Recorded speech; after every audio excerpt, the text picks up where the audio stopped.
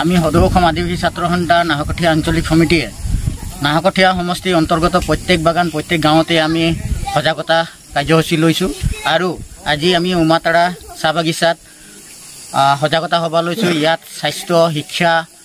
আৰু বাল্য বিবাহ শিশু শ্ৰমিক মাদক দ্ৰব্য এই বিষয়ে আমি কাৰ্যসূচী লৈছোঁ। যিহেতু আমাৰ আদিবাসী সমাজত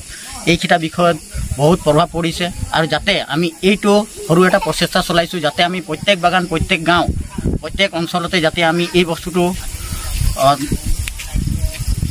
নিৰ্মূল কৰিব পাৰোঁ তাৰ বিষয়ে আমি আজি এই কাৰ্যসূচী লৈছোঁ উমাতৰা চাহ বাগিচাত আৰু আগন্তুক দিনত আমি প্ৰত্যেক বাগান প্ৰত্যেক गाँव আমি এই কাৰ্যসূচী ল'ম। আজি हमारे उमातरा चाह बागान के नतून लाइन में अनुष्ठित हुआ सजागता सभा में विभिन्न धरण के आलोचना करा हले जेरकम शिक्षा